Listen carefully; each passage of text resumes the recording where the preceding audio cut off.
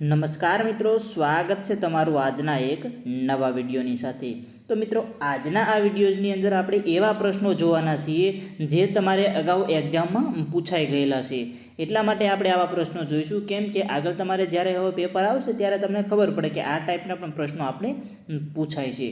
બધા જ પ્રશ્ન આઈએમપી છે, ધ્યાનથી જોઈ લેજો અને કઈ કઈ ટાઈપના પ્રશ્નો પૂછાય છે તે પણ આપણે જોવાનું છે। કેમ કે આ આપણે જોઈએ તો અગાઉ પીજીવીસીએલ, એમજીવીસીએલ, યુજીવીસીએલ કે ડીજીવીસીએલની જે એક્ઝામ્સ લેવાની છે તે બધાના પેપરોમાંથી અમુક પ્રશ્નો આપણે લીધેલા છે, એટલે તમને ખબર પડે કે આ ટાઈપના પણ પ્રશ્નો પૂછી શકે છે। બધા જ પ્રશ્ન આઈએમપી છે, ધ્યાનથી જોઈ લેજો। ટોપ 10 પ્રશ્નો આપણે આજે જોવાના છીએ। અગાઉના ઘણા બધા લેક્ચર છે, તે જે મિત્રોએ નથી જોયા તે પણ જોઈ લેજો, કેમ કે બધા છે તે આઈએમપી છે તમારા માટે।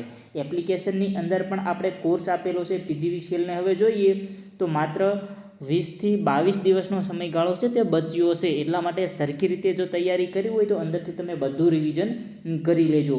અંદર આપણે ટેસ્ટ સિરીઝો આપેલી છે, જે તમે એક પછી એક બધી જોઈ અને તમારું રિવિઝન તમે અંદર કરી શકશો। બધું રિવિઝન સરખી રીતે કરી દેજો, કેમ કે પરીક્ષાને હવે 20 થી 22 દિવસનો સમય છે તે બચ્યો છે।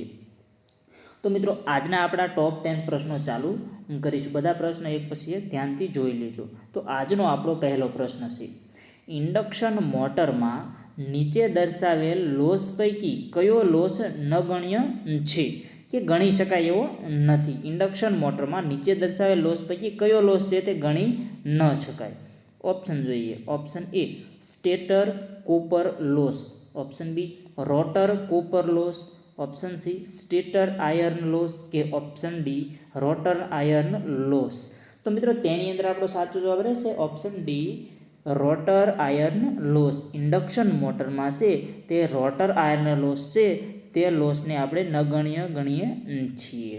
તેના પછી મિત્રો આગળનો પ્રશ્ન જોઈએ કે એસીમાં કરંટ અથવા વોલ્ટેજને એક સાયકલ પૂરી થવા માટે જે સમય લાગે છે તેને શું કહેવામાં આવે છે?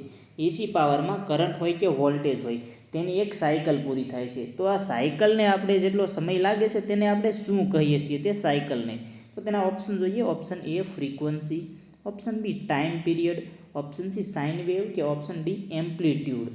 એસીમાં કરંટ અથવા વોલ્ટેજને એક સાયકલ પૂરી થવા માટે જે સમય લાગે છે તેને આપણે શું કહીએ છીએ? આ પ્રશ્ન અગાઉ પરીક્ષાની અંદર પૂછાઈ ગયેલો છે, એટલા માટે આપણે જોઈએ છીએ। તો આની અંદર મિત્રો આપણો સાચો જવાબ આવશે ઓપ્શન બી ટાઈમ પીરિયડ। એસીમાં કરંટ અથવા વોલ્ટેજને એક સાયકલ પૂરી થવામાં જે સમય લાગે છે તેને આપણે ટાઈમ પીરિયડ કહીએ છીએ। ધ્યાનથી જોઈ લેજો, ટાઈમ પીરિયડ કહીએ છીએ। તેના પછી મિત્રો આગળનો પ્રશ્ન જોઈશું કે બુકોલ્ઝ રિલે ખાલી જગ્યાના રક્ષણ માટે ઉપયોગી છે। બુકોલ્ઝ રિલે શેના રક્ષણ માટે ઉપયોગી છે? આવો પ્રશ્ન આપણને પૂછી શકે છે। તો તેની અંદર ઓપ્શન જોઈએ। Option A transmission line, option B transformer, option C generator કે option D motor. Buchholz relay ખાલી જગ્યાના રક્ષણ માટે ઉપયોગી છે, તો તેની અંદર આપણો સાચો જવાબ આવશે ટ્રાન્સફોર્મર। બુકોલ્ઝ રિલે છે તે ટ્રાન્સફોર્મરના રક્ષણ માટે છે તે ઉપયોગી થાય છે, ટ્રાન્સફોર્મર માટે રક્ષણ માટે ઉપયોગી થાય છે। તેના પછી મિત્રો આપણો આગળનો પ્રશ્ન જોઈશું કે નીચેનામાંથી કયો પેસિવ કમ્પોનન્ટ છે? આમાંથી પેસિવ કમ્પોનન્ટ કયો છે? આ ટાઈપના પણ પ્રશ્નો પૂછી શકે છે, તો તેના ઓપ્શન જોઈએ। Option A SCR, option B zener diode, option C FET કે ઓપ્શન ડી ઇન્ડક્ટર। આમાંથી પેસિવ કમ્પોનન્ટ કયો છે? તો તેની અંદર મિત્રો આપણો સાચો જવાબ રહેશે ઓપ્શન ડી ઇન્ડક્ટર। જે ઇન્ડક્ટર છે તે પેસિવ કમ્પોનન્ટ છે। તેના પછી આગળનો પ્રશ્ન જોઈશું કે આઈએસનું પૂરું નામ શું છે? મેં તમને અગાઉ પણ કીધેલું હતું કે તમારે ફૂલ ફોર્મ પણ ઘણા બધા પૂછાવાની શક્યતા છે, કેમ કે 100 માર્કનું પેપર થઈ ગયું છે, એટલે બધા પ્રશ્નોમાં થોડો વધારો થશે। જે તમને 2 પ્રશ્ન પૂછાતા તે 3 પૂછાશે, જે 4 પૂછાતા તે 5 પૂછાશે, કેમ કે 75ના બદલે આપણે 100 માર્કનું પેપર આપવાનું રહેશે, એટલા માટે બધા પ્રશ્નોમાં પણ વધારો થશે। ફૂલ ફોર્મ પણ તમારે ઘણા બધા પૂછાશે, એટલા માટે ફૂલ ફોર્મ પણ બધા જોઈ લેજો. આપણે અગાઉ પણ કીધેલું છે એપ્લિકેશનની અંદર આપણે ફૂલ ફોર્મ છે, સિમ્બોલ છે, બધી જ વસ્તુઓ આપેલી છે, ત્યાંથી તમે પણ તૈયારી કરી શકો છો. તો ISનું પૂરું નામ શું છે? તો તેના ઓપ્શન જોઈએ. Indian state, option B Indian scale, option C Indian standard કે ઓપ્શન ડી ઇન્ડો સ્ટેટ. તો મિત્રો ISનું પૂરું નામ શું છે? તો તેની અંદર આપણો સાચો જવાબ રહેશે ઓપ્શન સી ઇન્ડિયન સ્ટાન્ડર્ડ. ISનું પૂરું નામ છે ઇન્ડિયન સ્ટાન્ડર્ડ. તેના પછી આગળનો પ્રશ્ન જોઈએ. આ પ્રશ્ન પણ અગાઉ પરીક્ષાની અંદર પૂછાઈ ગયેલો છે. તો આપણે પ્રશ્ન જોઈએ કે 1 મેટ્રિક HP બરાબર કેટલા વોટ થાય? 1 મેટ્રિક HP બરાબર કેટલા વોટ થાય? તો તેના ઓપ્શન જોઈએ. Option A 735.5 watt, option B 747 watt, option C 736.5 watt કે option D 745 watt. 1 metric HP બરાબર કેટલા વોટ થાય? આ પ્રશ્ન પરીક્ષાની અંદર પૂછી શકે તેવો પ્રશ્ન છે, ધ્યાનથી જોઈ લેજો. તો તેની અંદર મિત્રો સાચો જવાબ રહેશે option A 735.5 watt. 1 metric HP બરાબર 735.5 વોટ થાય છે. તેના પછી હવે આગળનો પ્રશ્ન જોઈએ કે ક્લાસ Aમાં આવતા અવાહક પદાર્થનું મહત્તમ કાર્યકારી તાપમાન કેટલું હોય છે?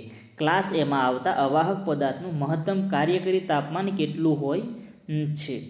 ઓપ્શન જોઈએ. Option A 155 Celsius, option B 105 Celsius, option C 90 Celsius કે ઓપ્શન ડી 120 સેલ્સિયસ. ક્લાસ Aમાં આવતા અવાહક પદાર્થનું મહત્તમ તાપમાન કેટલું હોય છે? તો તેની અંદર જવાબ આવશે ઓપ્શન બી 105 સેલ્સિયસ. યાદ રાખી લેજો, ક્લાસ A, B, C બધાની ખબર હોવી જોઈએ. ક્લાસ Aમાં આવતા અવાહક પદાર્થનું મહત્તમ કાર્યકારી તાપમાન છે તે 105 સેલ્સિયસ છે. તેના પછી આગળનો પ્રશ્ન જોઈશું કે વિસ્ટન બ્રિજનો ઉપયોગ ખાલી જગ્યાની કિંમત શોધવા માટે થાય છે. વિસ્ટન બ્રિજનો ઉપયોગ ખાલી જગ્યાની કિંમત શોધવા માટે થાય છે. ઓપ્શન જોઈએ. Option A voltage, option B resistance, option C inductance કે ઓપ્શન ડી કરંટ. વિસ્ટન બ્રિજનો ઉપયોગ શેની કિંમત શોધવા માટે થાય છે? તો તેની અંદર જવાબ આવશે ઓપ્શન બી રેઝિસ્ટન્સ. વિસ્ટન બ્રિજનો ઉપયોગ રેઝિસ્ટન્સની કિંમત શોધવા માટે થાય છે. યાદ રાખી લેજો કે વિસ્ટન બ્રિજનો ઉપયોગ રેઝિસ્ટન્સની કિંમત શોધવા માટે થાય છે. તેના પછી મિત્રો આગળનો પ્રશ્ન જોઈશું કે ક્લિપ-ઓન મીટરમાં પ્રાઇમરી વાઇન્ડિંગ તરીકે કયો ભાગ કાર્ય કરે છે? જે આપણે ક્લિપ-ઓન મીટર આવે છે બધા મિત્રોએ જોયેલું હશે. તો આ ક્લિપ-ઓન મીટરમાં પ્રાઇમરી વાઇન્ડિંગ તરીકે કયો ભાગ કાર્ય કરે છે? ઓપ્શન જોઈએ. Option A bridge rectifier, option B iron core, option C current carrying conductor કે option D MC meter. Clip on મીટરમાં પ્રાઇમરી વાઇન્ડિંગ તરીકે કયો ભાગ કાર્ય કરે છે? તેની અંદર સાચો જવાબ છે option C current carrying conductor. Clip on મીટરમાં પ્રાઇમરી વાઇન્ડિંગ તરીકે કરંટ કેરિંગ કંડક્ટર છે તે કાર્ય કરે છે. હવે તેના પછી આપણો આગળનો પ્રશ્ન જોઈશું કે DC મોટરના ઘર્ષણ અને વિન્ડેજ લોસીસનો આધાર શાના ઉપર રહેલો હોય છે? DC મોટરના ઘર્ષણ અને વિન્ડેજ લોસીસનો આધાર શાના ઉપર રહેલો હોય છે? આ ટાઈપનો પણ પ્રશ્ન તમને પૂછી શકે છે. ઓપ્શન જોઈએ. ઓપ્શન એ સ્પીડ ઉપર, ઓપ્શન બી ફ્લક્સ ઉપર, ઓપ્શન સી આર્મેચર કરંટ ઉપર કે ઓપ્શન ડી ફિલ્ડ અને આર્મેચર પ્રતિરોધ ઉપર. DC મોટરના ઘર્ષણ અને વિન્ડેજ લોસીસનો આધાર શાના ઉપર રહેલો હોય છે? તો તેની અંદર મિત્રો આપણો સાચો જવાબ છે ઓપ્શન એ સ્પીડ ઉપર.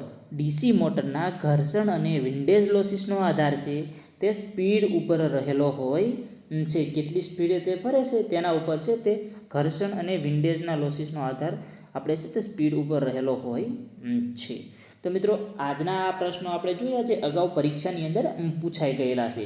આવા જ પ્રશ્નો તમને પરીક્ષાની અંદર પૂછી શકે છે અને ડેઈલી છે તે આપણે આવા જ પ્રશ્નો લાવીએ છીએ, કેમ કે પરીક્ષાની અંદર જે ઉપયોગી થાય તેવા જ પ્રશ્નો આપણે જોવાના છે. બાકીના કોઈ પ્રશ્નો છે તે આપણે જોવાના નથી. આપણને એવું લાગે છે કે જે આ પરીક્ષાની અંદર નથી પૂછાઈ શકે એવા, તો એવા પ્રશ્નો છે આપણે એપ્લિકેશનની અંદર પણ નહીં મૂકતા અને વિડીયોઝની અંદર પણ નથી મૂકતા. અને અગાઉના લેક્ચર પણ ઘણા બધા છે, તે પણ મિત્રો જોઈ લેજો, કેમ કે તમારા માટે તે પણ બધા છે તે ઉપયોગી છે. ડેઇલી જ ઘણા બધા સ્ટુડન્ટ તે જોવે છે પણ નથી જોતા, તે લોકોની વાત છે, તે પણ ચાલુ રાખજો જોવાનું. અને એપ્લિકેશનની અંદર આપણે કોર્સ આપેલો છે, ફૂલ કોર્સ, તેની અંદરથી પણ તમે તૈયારી કરી શકો છો. ઘણા બધા મિત્રો છે તે અંદરથી તૈયારી કરી પણ રહ્યા છે. તો મિત્રો આજનો આ વિડીયો છે તે અહીંયા પૂરો થશે. જે મિત્રોએ ચેનલને સબસ્ક્રાઈબ નથી કરેલી તે મિત્રો ચેનલને સબસ્ક્રાઈબ જરૂર કરી દેજો. ધન્યવાદ.